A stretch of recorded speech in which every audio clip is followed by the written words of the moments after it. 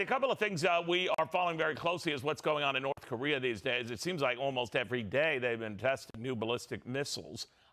This says they still have a U.S. private in their country. We don't know the status of that private. We're going to get to that in just a second. And now reports that North Korea is showing off a lot of this technology with Russian and Chinese officials. That's a troika that worries a lot of folks. Dr. Mark Esper with us now, the former defense secretary under Donald Trump, what he makes of all of this.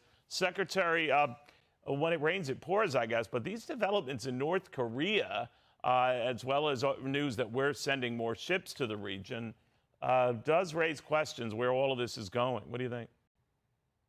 Yeah, it really is interesting, Neil, and it's significant on a few fronts. You know, first of all, the fact that a Chinese Politburo member and the defense minister, Sergei Shoigu, would be in Pyongyang for this parade is interesting because there has not been a Russian defense minister in North Korea since the end of the Cold War. So that's number one.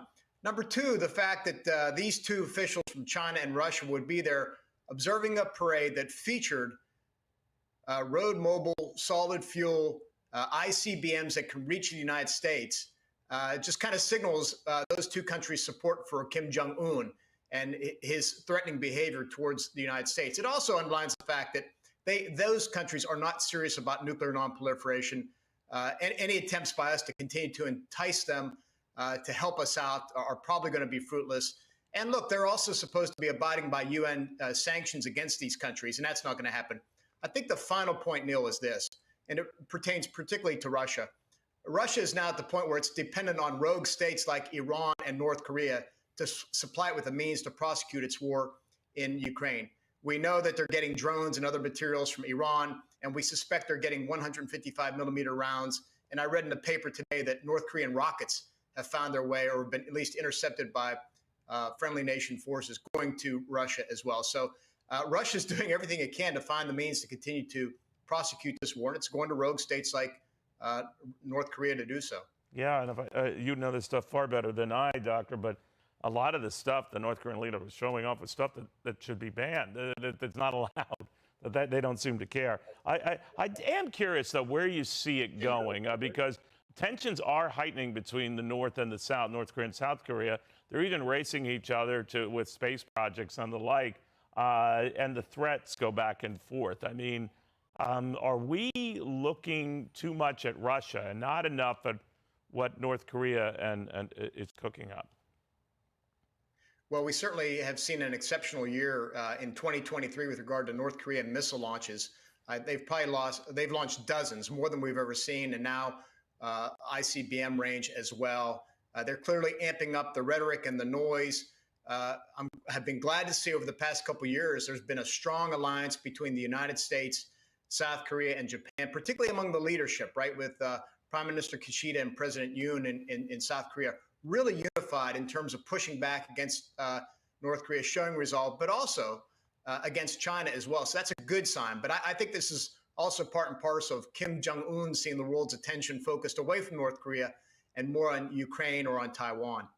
You know, Secretary, I don't want to hit you broadside on this, but we're getting reports right now from Poland's prime minister that more than 100 Wagner Group mercenaries have moved toward the Suwalki border, again, between Poland and Lithuania. And he can only conclude that this is a step toward, quoting here, sir, a further hybrid attack on Polish territory. Clearly worried about it as well. Are you?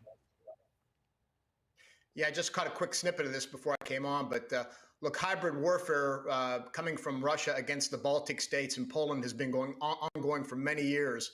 Of course, I had to deal with it during my time as Secretary of Defense and to some extent as Secretary of the Army.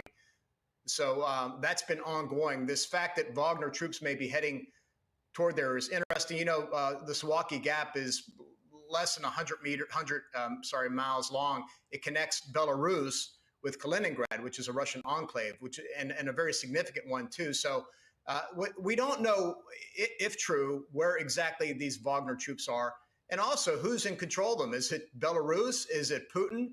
Or is it Prigozhin? And I think this gets to a point I've said many times to the media on this show, is this is one reason why Putin cannot afford to vanquish, if you will, Wagner, because they in many ways are executing his foreign policies, whether it's in Syria, whether it's in Africa, we see this happening now in Niger and Mali, or in Ukraine, and now we're hearing about it in Belarus. So it's going to be interesting to see how this plays out and what we learn here in the coming days. I'm not too concerned about 100 troops, but the fact that they're being maneuvered around and all that is interesting, and something that I'm sure our intelligence community is going to want to pick at very closely. I can well imagine.